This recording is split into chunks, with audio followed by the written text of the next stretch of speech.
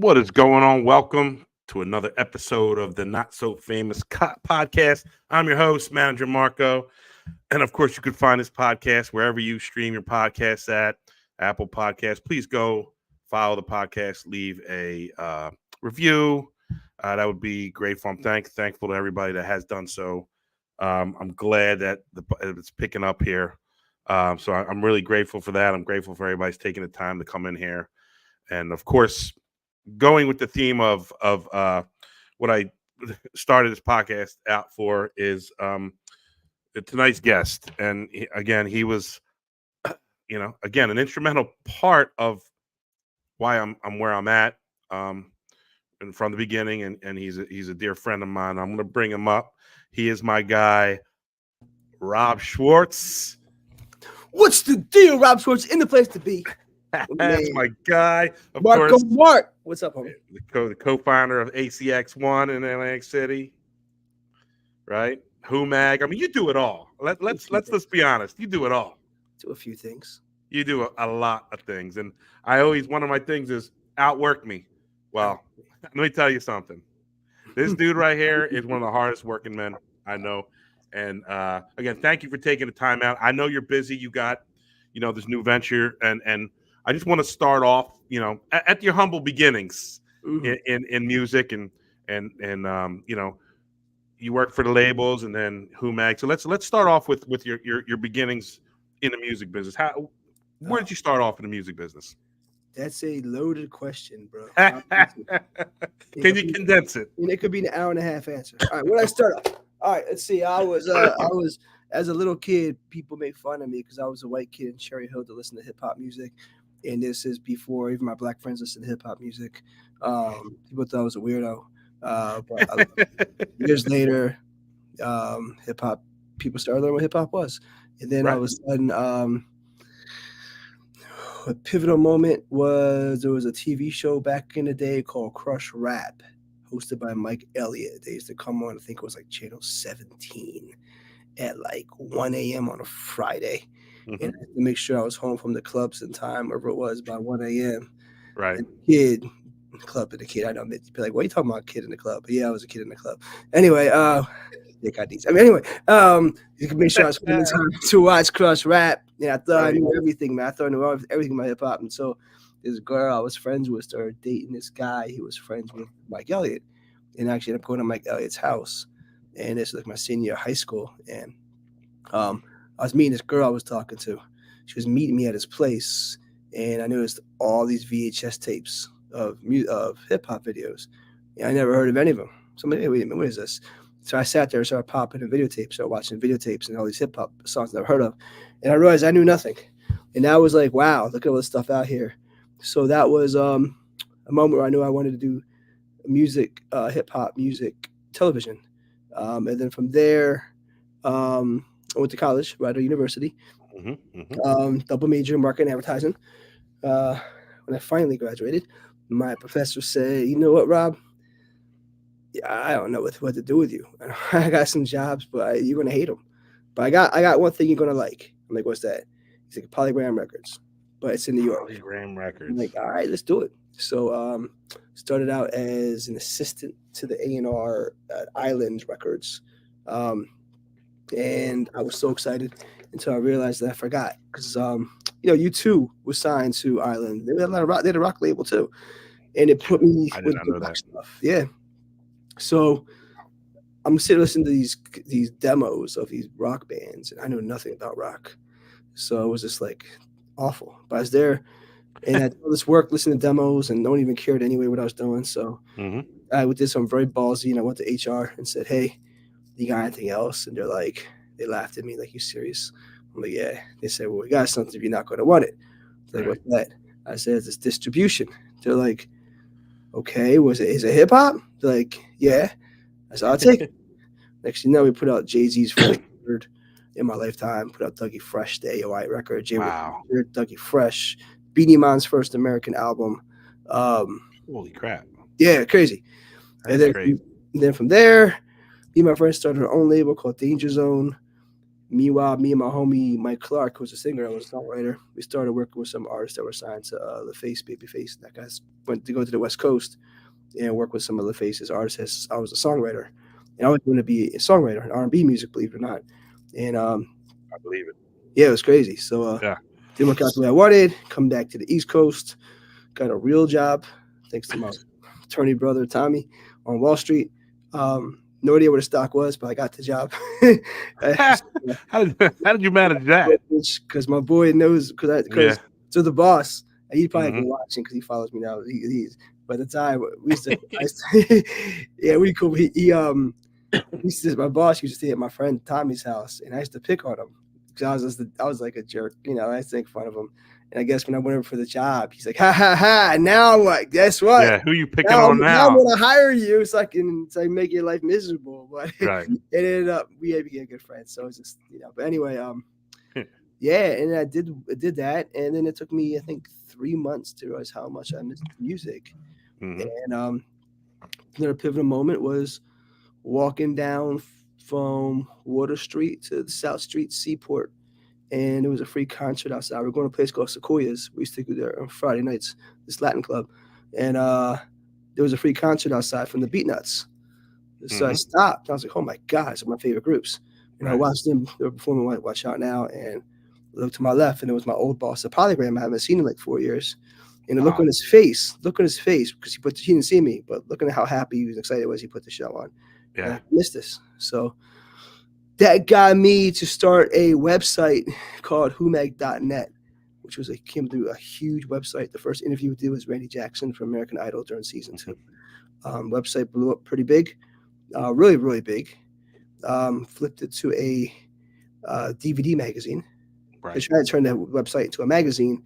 The investor bailed on me, so I ended up having this DVD that I tried to put together for the investor, and that became the first hip hop DVD ever in Blockbuster and Netflix.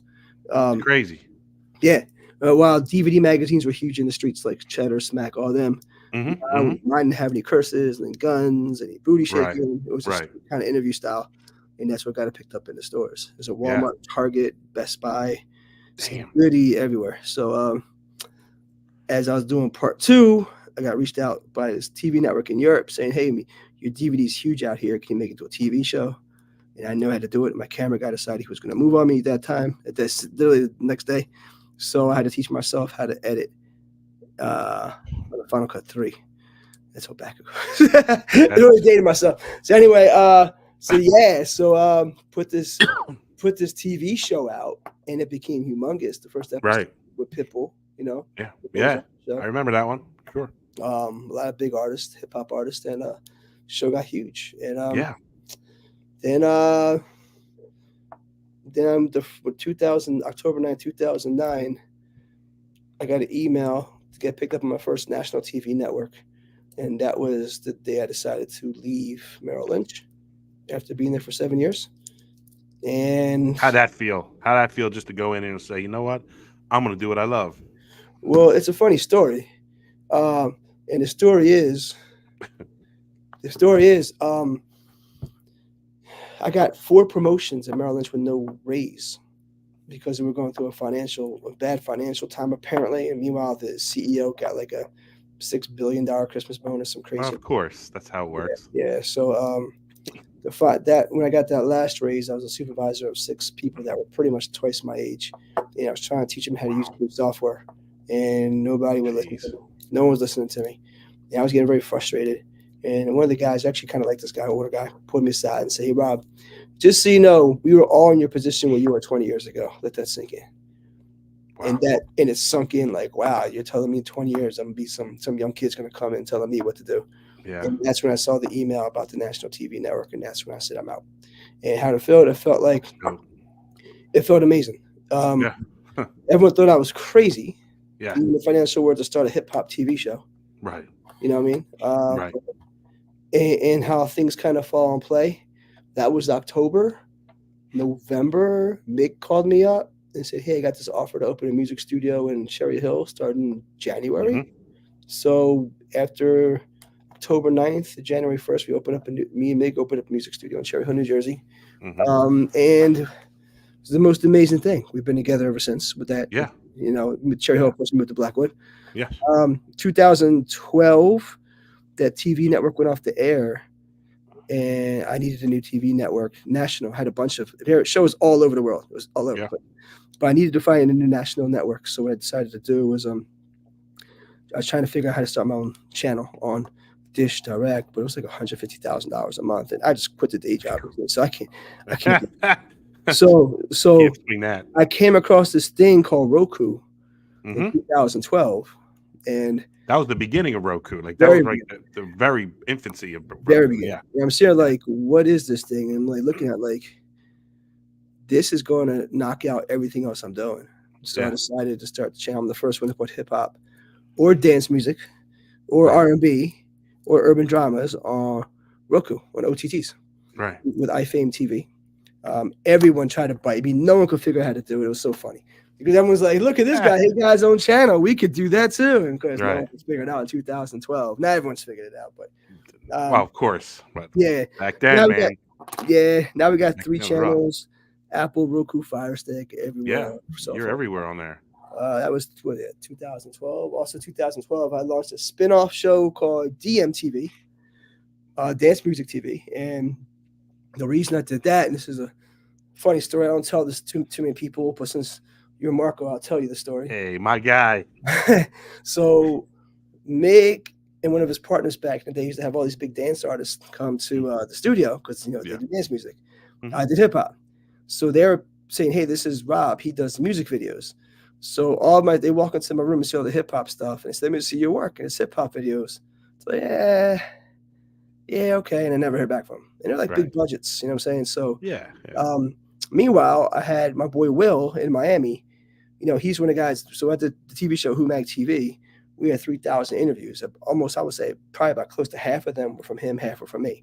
Right. So Will kept sending me all these big EDM interviews. I'm like, Will, stop it, man. We're a hip hop show. I can't do nothing with who do we have, man? I can't.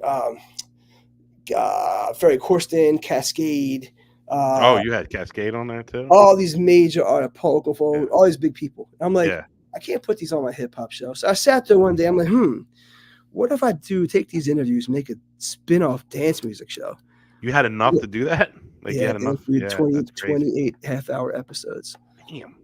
So, well, it started off just for the first like 3 or 4 episodes, and then we had Cedric Aveas on there. We had so many people, man. But anyway, legends. Yeah. So, I made the TV show to close music video deals, and that's what it was made. That's why I started DMTV. Yeah, and after I did. Because now I'm saying, hey, I could do a music video and air it on this dance music TV show. Yeah. And it worked. And then from there, the show got big. Where actually, I'm like VIP in the WMCs. Wherever I go, I get press passes. And now I can go to the WMCs for like a week, interview enough people to make enough shows for a whole year. I'm mean, somebody to every single party, everything backstage from you name it, man. Everybody, bro. But yeah, so between that and even the DJ Expo out here. DJ Expos are fun. Yeah, but that was also 2012. Also 2012, I became the very first hip hop network ever verified on Facebook.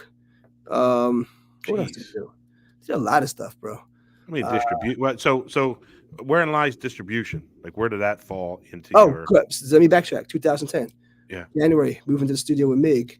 Friend of mine, Just Ice, right? He's to create gangster hip hop. Yeah. He has this EP he's trying to shop with him and KRS-One. And he had a couple of deals on the table. I'm not gonna say with who. Yeah. The deals are pretty whack. Fair enough. And all right, it was E1. Anyway, no, it's disrespecting them, but there was some offer. They had 2 offers, and then he asked me for help with it. So I'm like, all right, cool. So I had a friend, and because of the contacts I had through the TV networks, they gave me my own distribution with Sony IOTA. It wasn't with Orchard yet; it was with IOTA. Okay. And then next thing you know, it was like the distribution wasn't made to be what it is now. It was just something I was hooking my friends up with, because at that time the only do-it-yourself was CD Baby. Right. There was no DistroKid or TuneCore. No. It was just CD Baby. Yeah. So, and CD Baby was killing it. but we had the alternative. You know what I'm saying? So we but because I'm with Sony IOTA, but the thing is like I wasn't advertising my company. It was just like I had friends that wanted distribution to hook them up. That's all it was. Because my focus was the TV show. The TV show was so big at that time. Yeah. So I'm just hooking. I got this thing in the background. I'm just hooking my friends up with the distribution, and the word just spread. And it was more and more and more. And then we have first 100 came through, and then I got the Grammy for the Mr. Rogers. For Mr. Rogers, yeah, remember that? Yeah, I remember that. It was right there. Yeah. The Grammy right there. Yeah. Oh, yeah. Look at that. Yep. Mr. Rogers, Songs from the Neighborhood got me the Grammy. That's crazy. Right? Grammy. Yeah. After that, my deal changed with the Orchard. First of all, IOTA. IOTA merged into the Orchard, and then Red also merged into the Orchard after that. Right. So then they gave me a different type of deal because the Grammy and everything, and the deal I got was I actually can give other people labels now. It wasn't just me giving distribution, but I can distribute labels. So here we are, 14 years later. Yeah. 300 labels, over 1,000 artists. Jeez. So number ones, the Billboard. Number one Billboard. I have the Grammy. Some of the most eclectic songs. We got Robin S. dropping at midnight tonight. You know what I'm saying? That's crazy. You got Robin S. I didn't know that. I love we got a new song. Yeah, we got a new song with her dropping. She's great. It's worthy. Yeah. Oh, that's great. Yeah. So you don't just what I like about when because I met you through distribution, right? I came, I brought some music, and that's where you and I found you on the net, and you just don't take anybody, right? You just don't take anybody. You vet the people, you vet the music, and I love that about what you do when it comes to distribution. Again, so the difference what's the difference between you and like a CD Baby? It's multiple, and all the do-it-yourselves. The CD Baby is the one I like the most, just because I got friends over there. You know what I'm saying? They're the best do-it-yourself. You know what I'm saying? Okay. What's different than mine? Mine's way different than all of them. Number one, of course, is with Sony Orchard. The reach is bigger. It's much harder. The Orchard's stricter. There's more rules you have to follow. Yes. But it's by far the best, man. Yeah. I need something done. I get it done. So what makes this different? People actually talk to every single one of my clients. They all know my name. They all have my cell phone number. Sometimes I spend hours on the phone just talking to them. Yeah. So that's the biggest thing people like, but there's so much more. I own 3 music TV networks, so we help break music videos. I'm a voting member of the Grammys. We help with the compilations, get Grammy considerations. We do 98.5 FM in Philly. We break our new records every Thursday and Friday. Yeah. But the latest thing that people really love is I started something called Distro Fests. I was just going to say that. What a great event that you have down there. It's awesome, and it's only getting bigger every year. Yeah. We did Distro Fest 1, Distro Fest 2, and we did a Play Music Conference. So it's called Distro Fest because it's only for my distribution artists. I'm big on the mental health side. One of my friends actually killed himself, and one of my friends. So I'm big trying. And when COVID hit, I was very proactive, calling every single artist I had, just to make sure everybody's okay. One of the biggest complaints people had was they wanted this to perform, and they couldn't because of COVID. So I did this by unpopular demand. I did a party at Mischief Night that year. I think you may have been there. I was there. Yeah, I was there. Yeah, and a lot of people were mad at me about it. I heard a lot of slack about it. Yeah. But it was only 6 months after COVID started. And that's just the day before I actually signed Raz B. And Raz B flew. I was surprised. I didn't tell anyone he was coming. He flew in, just signed the paperwork in person. B2K, right? Raz B of B2K. Mm-hmm. We had about 16 performers. We double covered the microphones, made it extra safe for everybody, and gave up artists opportunity to perform. So after that, a lot of artists were saying, "Hey, Rob, that was amazing." How do we get these festivals, man? It's rolling loud, things blowing up. These festivals are blowing up. How do we get on?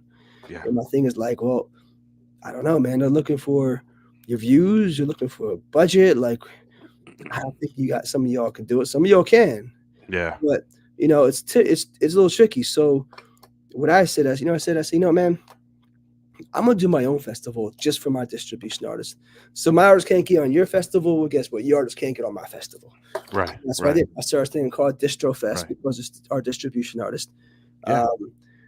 Part 1 was a 1-day event in was Smithville Park in East Hampton, New Jersey. And we had 80 performers it was 80? Who headlined that again? Was that That was CNC? CNC Music Factory, CNC Music Factory. Nasby, Right. Test Human with Suicidal Tendencies, Mm-hmm. Mikey D, Asia Sparks, Shaheem the Rugged Child.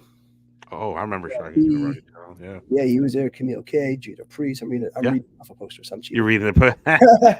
We had Phantom of the Beat from Grammy nominated producer, did Magic Stick by 50 Cent, Lil Kim, and his whole Phantom music crew. We had Lassiter from The Intruders. I mean, you walk in your office, dude. I mean, I know you're in the middle of like redecorating or whatever, but you walk in your office and it is a who's who of just artists that you've worked with, and there's pictures of you with artists. There's Grammys. There's everything from hip hop to. I mean, you have NSYNC characters right there. I think, right? Yeah. I mean, they're still at the office. I got to bring them over here. You got everything in that. I used to love just popping in and just I felt bad because I know you're a busy guy, but I just pop in and just sit there and look around. I'm like, God damn, look. My new office is bigger, bro. It's bigger, so I'm still. I saw it. I was there a couple times. I saw it. I'm still working progress. So before we move on to that, if an artist wants to get some distribution and work with you, what's the route for them? So what's tricky about it is you gotta know somebody. Someone's got to refer you. It's the old fraternity house thing. You want to clutch a fraternity house, someone's got to bring you in. Okay. You want to be in the coolest house on the block, someone's got to give you the cosign. You know what I'm saying? And that's why we do Distro Fest and play music conference, because all my artists get to know each other.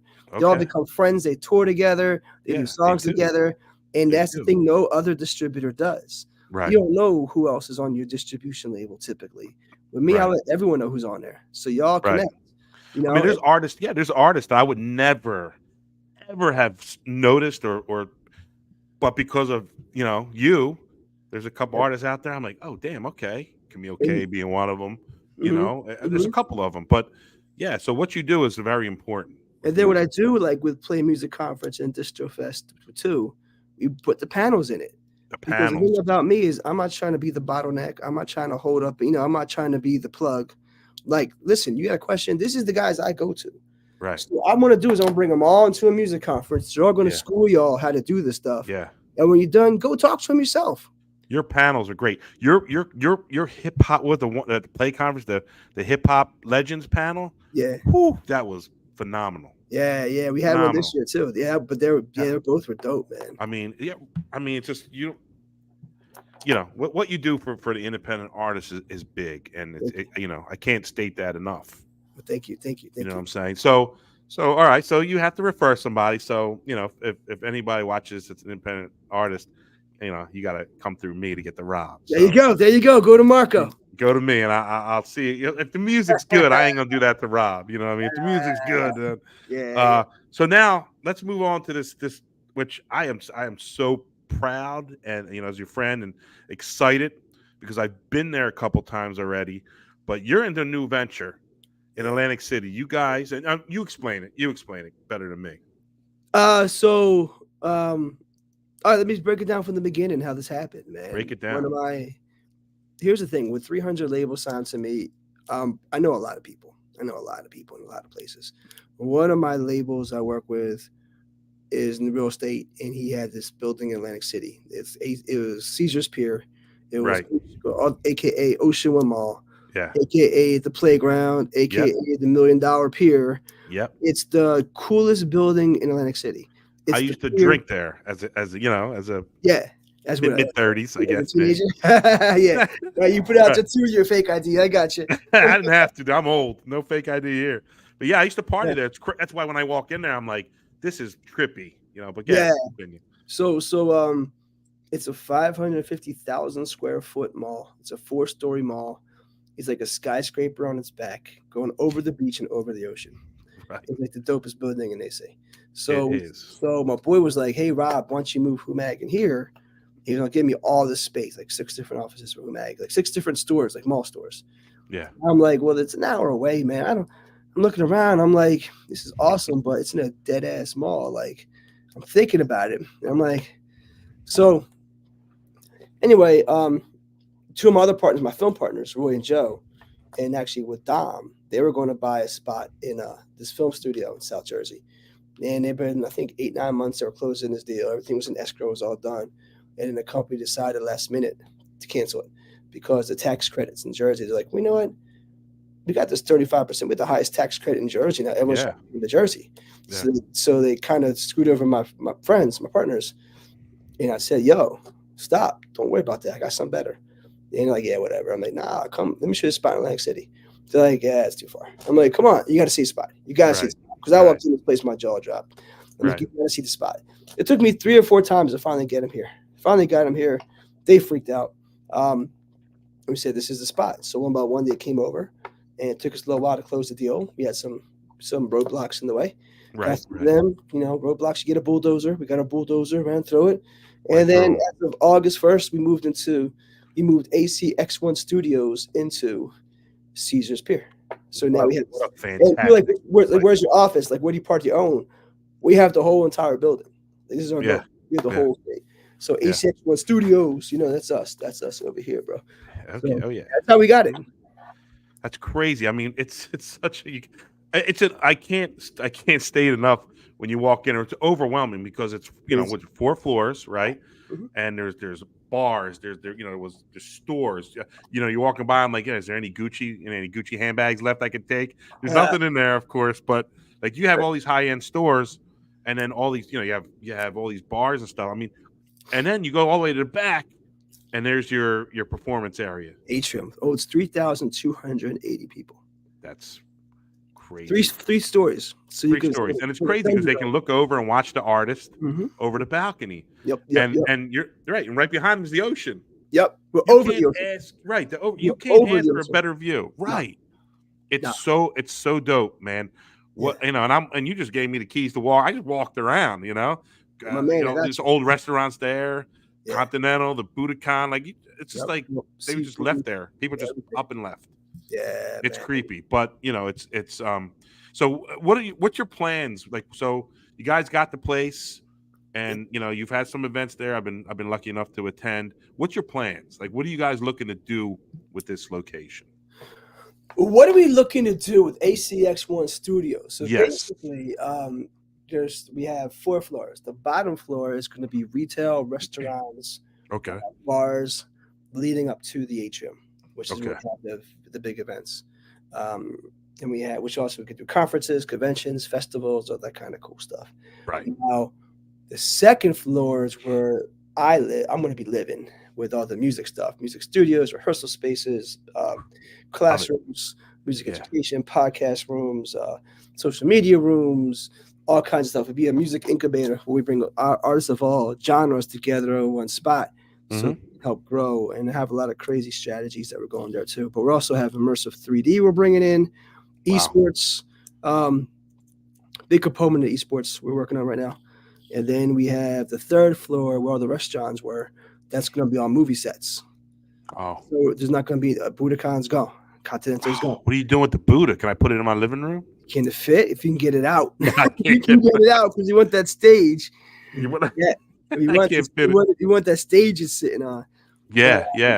That's a cool set, man. Yeah, it's an awesome set. So that's a cool set. Restaurants are turning into movie sets. There's about 60,000 square feet of empty warehouses in there that we can build things like hospital wings, classrooms, police stations, all the kind of cool stuff that we're working on right now. And then the 4th floor is the private wedding venue / the private VIP bar. Right. That's where our offices are. The lady that worked there before, her name was Elizabeth. She worked there for a long time. The previous owner got rid of her because he wanted to do something else with the venue. We're bringing her back. So she'll be back. So that's the plan. But we have all these other strategies, man. And summer's going to be so insane. So you're going to eventually do weddings there, because that the Overlook, again, the tour that you gave us, it's just we already have one wedding booked. We already have one. Really? And once it gets started, we'll be booked out. That place was booked all the time. It was like the most popular spot. Well, you can't beat that. You can't beat that view. No, it's the best view in Atlantic City because the best view. The VIP bar. Look at this view from our hotel room in Atlantic City. We're over the ocean. Like, you got to look down and you're in the ocean. You know what I mean? You can't beat that. Nah, not at all. So is there a timeline that you have in your head of when you want to start like getting things. I mean, I know things are in motion, but is there like, all right, we're gonna do this first, and we're gonna debut this on this date. Like, do you have something like that, or are you still working on that strategy? We have two major obstacles that we're just finally about to cross. Good. One is our liquor license. Two is our health inspection, which allows us to have food. So Okay. we're almost done with that process. And the reason why it's taking us so long, and everyone's like, "Oh, just do this, just do that." We Mhm. can't, because we're very different than any other building in Atlantic City. And the reason why I say that is because we have to do the Atlantic City, of course, for all of our permits. But since we're not a casino, but since we're attached to Caesars, there's that bridge that connects us. Yeah. We have to follow the DGE rules, the casino rules. Okay. Now, here's the third hard part. This is the hardest part. Since we go over the ocean, we're a pier. If someone were to jump off the pier and drown, that's no longer a city problem. That's a state problem. So we have to deal with the DCA in Trenton. So Okay. every approval we go through has to go through 3 different Cool. places. There's no other place in Atlantic City that has to go through that. Steel Pier just goes through DCA because they're not attached to a casino. The casinos don't go to DCA. They just deal with DGE. We have to deal with everybody. And that's why it was confusing for some. This building's been empty for 3.5 years. Yeah. When we went to town hall, some information we had wasn't correct because they were unaware. Because no one's been coming. Some of the people had no idea what it is because they hasn't had that situation before. So Yeah. but we good though. We're good. Yeah. It's been we're here for 37 years. We got 37 years left of the master lease and the first right to renew it for 99 more. So we're not going anywhere. So my thing is, plenty of time. Plenty of time killing to us. get going. This 6 months is killing us. It's been almost 6 months so far. We still have 37. We still have forever to go. So whatever. We just gotta learn to be patient. Oh yeah.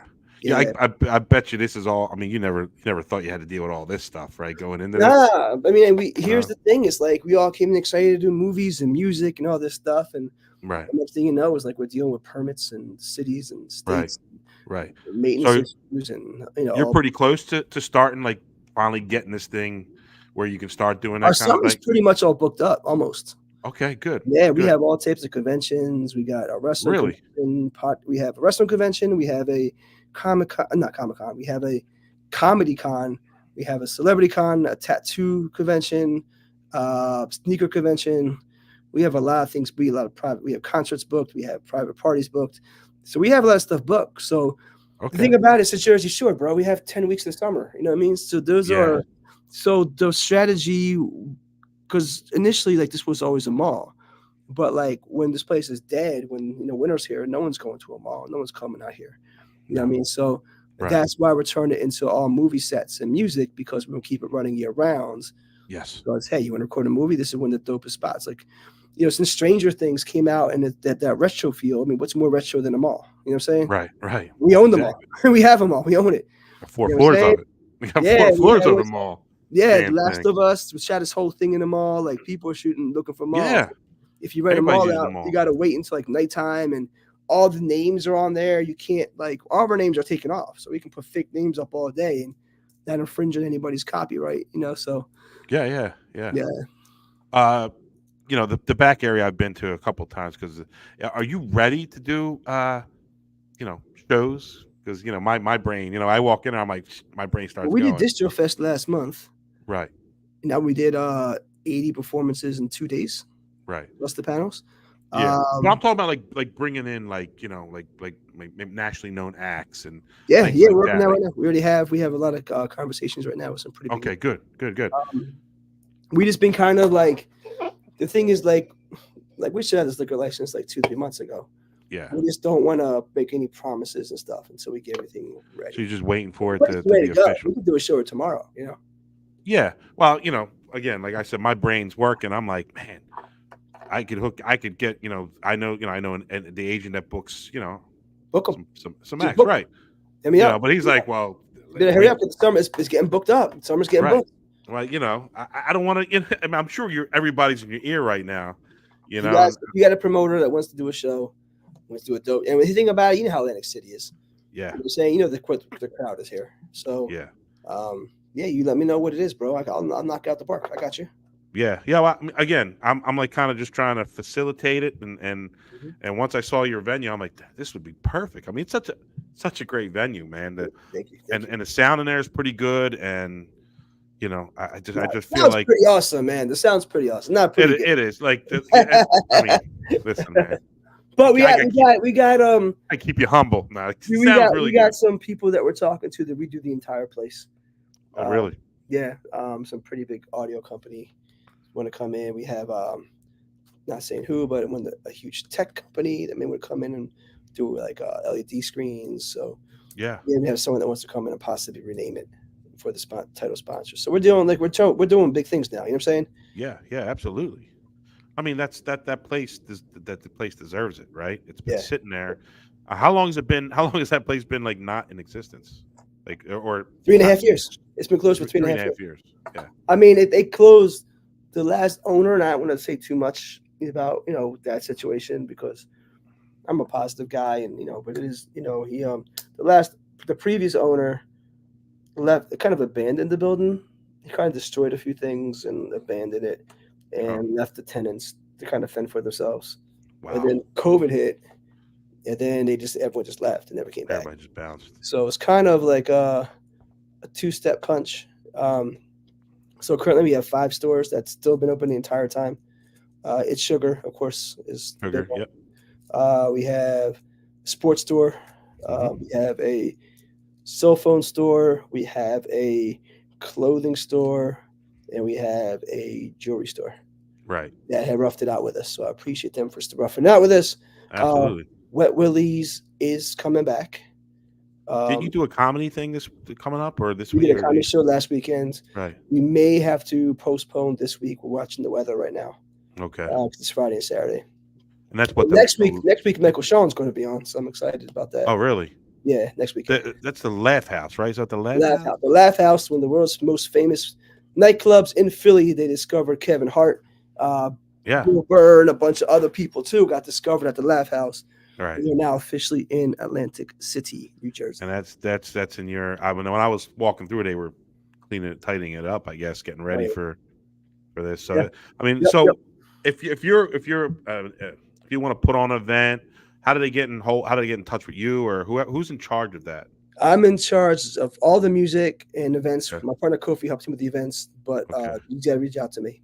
I'm the guy. You gotta reach out to Rob Schwartz. Or Schwartz at acx1studios.com. Right. Let me ask you something. Biggest hip hop influence for you? Go back to hip hop. Who's the biggest hip hop influence? The funny thing is, I would say there's probably 3 of them, and I'm like best friends with them. Well, if I could say that, Nucleus was one of them because that was the first record I ever bought with my own money. Jam on it. Jam on it. R.I.P. to my man Kango Kid. And that's my favorite records of all time. UTFO, Roxanne. And Just Ice.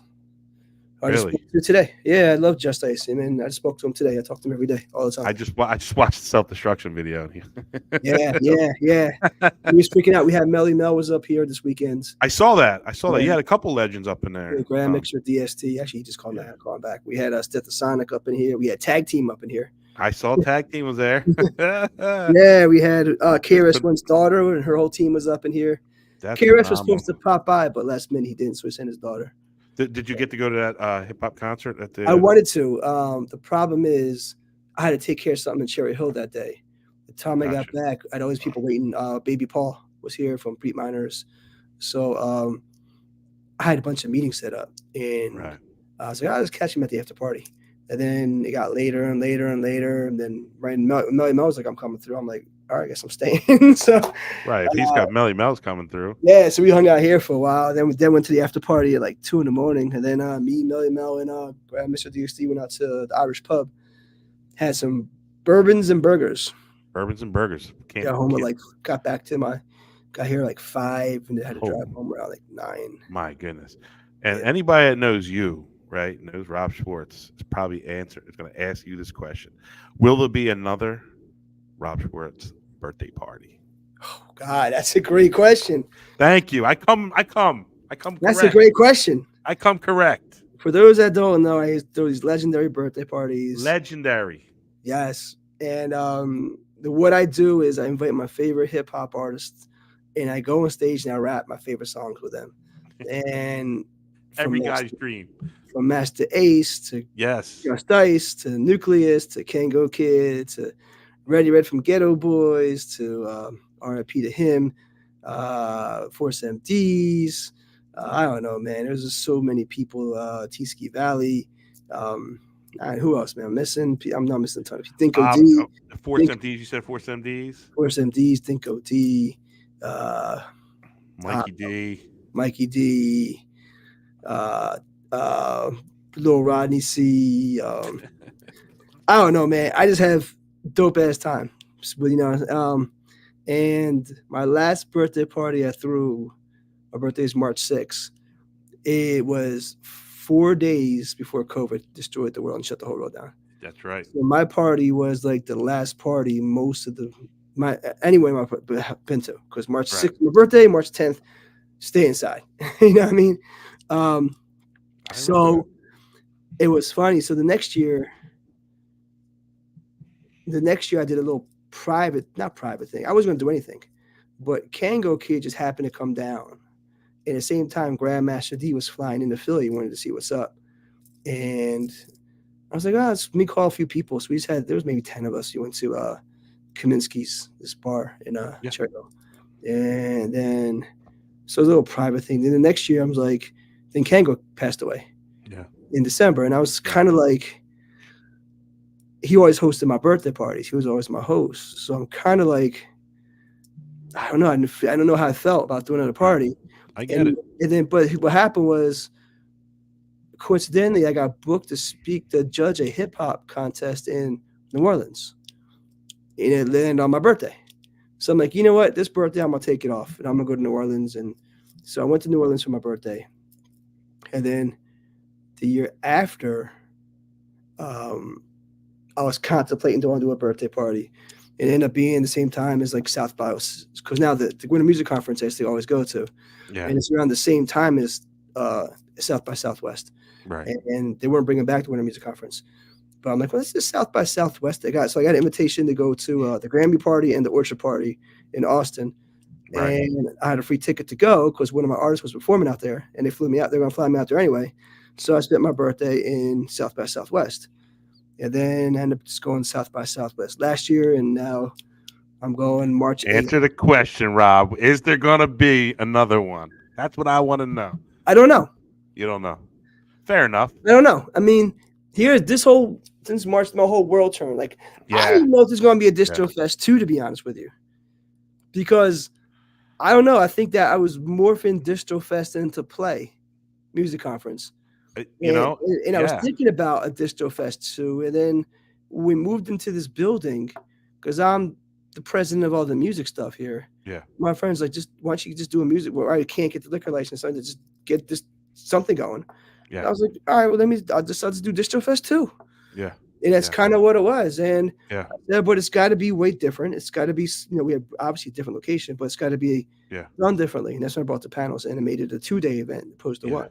Yeah. So a Play Music Conference was right before my birthday, and then I went to South by Southwest of my birthday. So, back to your question, don't rule it out.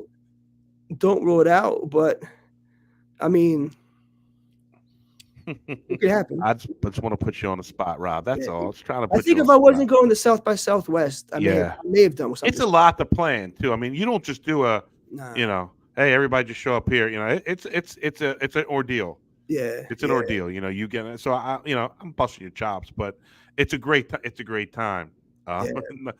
Nonetheless, my advice to all these independent artists is to really take the music conference that you put on seriously, and they should attend it because your panels are phenomenal. Thank you. Phenomenal panels. I honestly, I come in with try to come in with a clean slate, and I was impressed. Thank you. I was impressed. It's well I want to get to the point where I'm on a panel, and that's I got you. What I'm saying? That's what I'm trying to work at. One of my things, if you probably notice, is I don't bring too many local speakers. I bring a lot of people from out of state, out of the country. Right. And the reason why is because like a lot of these, especially in the Philadelphia area, a lot of the panels, let me just text this guy back. Yeah, do your thing, man. Do your thing. I know you're a busy man, Rob. So a lot of the panels when I go to, it's always like local people, and it's like people Yeah. you see in a bar. Yeah. And they did something in music, but I feel like to get people excited, let me bring down some labels from New York or from LA or some Right. people from Toronto or overseas somewhere else, so Right. that they can experience something different. Like for us booking agents, I mean, I brought Erica, who runs Summer Stage in New York City, which is the biggest thing in New York City. There's 5 stages every single weekend. Every Yeah. borough Yeah. has a stage. She runs the whole thing. So I brought her. Yeah. Everyone, I'm bringing the biggest people in that you could possibly meet. You know what I'm Yeah. saying? Everyone's like, let me try to find out how to get behind Rob's back for Sony Orchard. I brought Sony Orchard. Go ahead. You want to talk to him? Go ahead. They ain't going to hire you, but let me just get that myth out of your head. I brought him. I brought him to you. You want to talk Sony Publishing? I brought Sony Publishing to you. Go ahead. Make your pitch. Make your pitch. You're going to understand. Like, this is what, but I brought every, Yeah. but they're all I my get friends too. They're all my Yeah. friends. And I speak of that. When I spoke in Barcelona, the guys that had Yeah. You just got back from Barcelona. I had them Barcelona guys come over and speak at my thing. Yeah. You know?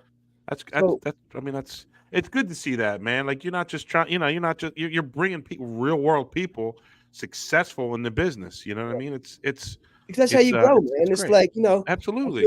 I feel like a lot of people got mad at me about my choice of speakers because a lot of local people wanted to speak. Of course, everybody wants to speak. Yeah, but I was like, let me just figure out, because you got to earn it, man. Yeah. In my eyes, you got to earn it. I haven't earned that shit yet. You know what I mean? Like, I'm looking to earn it. You know? You're getting there. I'm slowly but surely, man. You know that I'm in the artist development right now. I'm learning all that stuff. 2072, I'll put you on the panel. Oh, that's messed up, bro. I thought we're tighter than that, bro. 2051. 2051. Come on. I mean, I was better in 2072. I'm kidding, homie. I got you. My God, nah, man. I earn that. I get it, but your guest, man. It's hard to beat the experience and the knowledge that they have. You know what I mean? Like, their panels are great. It's every independent artist should go to this music conference. Invest in yourself and go to. And so, are you going to have it this year again? Have what? Play? Yeah, we're working on that. We're working on it. All right. So there's nothing. There's nothing cement. We had a talk today. And I'll be blatant with you. I'm here. I'm in AC now. You know what I mean? So it's a little, we have to, and that's what we're working out. Is it Philly? Is it going to be AC? And if it is Philly, I mean, I can't do as much as I did last time because my job is bringing stuff here, Yeah. And but on the flip side, we did make such a massive impact in Philly. It's hard just to give up Philly, but that's kind of where we're strategizing. Do you guys get any love from the casino that you're attached to? Caesars, hell yeah. So good. El Dorado owns Caesars, Harrah's, and Tropicana. Okay. So we work with the El Dorado, which is based in Vegas. So Caesars helps promote our stuff, gives us discounts. Now, if we want discounts in hotels, we have to refer one of the three. Caesars is the most expensive. Tropicana is like more middle. Harrah's is cheaper. But Harrah's is across the way. Yeah. Tropicana's right down the boardwalk. You go walk from Tropicana. It's not that big of a deal. But no, Caesars has been great to us, man. Great. I mean, it's awesome to have their cooperation because I think a lot of the shows, like, and we can talk off, at another time, but I if I were to get who I think I would love to get in touch with you and do a show there, a lot of them would probably stay over. You know what I'm saying? And that would be, that would be great because it's right there. They can just walk right. They don't have to leave outside. They don't have to go outside. That's honestly the best part about it. If it snows, if it rains, you park your car at Caesars, you walk into Caesars, you cross the little tunnel. Yep. Into a building, you never go outside at all. You never go outside. You never go. That's great. One more thing I want to, and I forgot. I had a note that I want to bring it up. Is another pretty cool thing, and I know you don't like to talk about yourself that much, but you received an award on stage. What was it maybe 2 years back, right after COVID? Maybe was it after COVID with you and Master P? Oh yeah, Master P and Jesse Jackson. And Jesse Jackson, right? You guys, and what was that award for? It's for my contribution, my 10-year dedication to the Rainbow Push Coalition and the Hip Hop Union, given by Master P and Jesse Jackson and Jania Butler.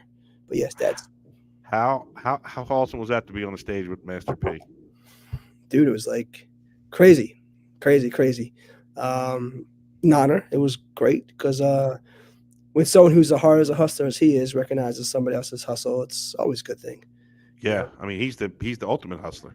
I'm gonna send my little man up to get it. There you go. I love that. You can see your Uh, little guy out there. my little man. Dude, This is when I your went. office, I'm telling you, man, your office is, what is that? That's when I was with Jesse Jackson ringing the closing bell at the New York Stock Oh, you Exchange. guys rang the closing bell too? I'm telling you, man, your office has always been Yeah, just I got one. crazy. I mean, there's no room for anything else on your walls. All the Yeah, legends that's been through and albums you have, movie posters.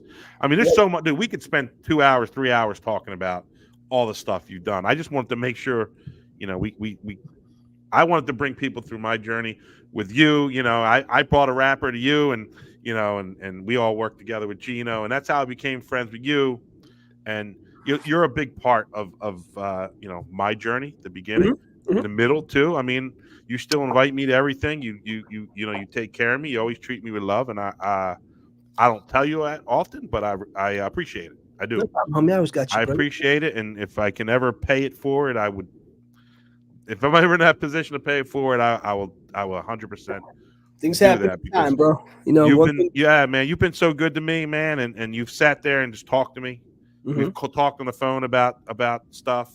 hmm You've taken the time out, and that's what you do for your artist on your label.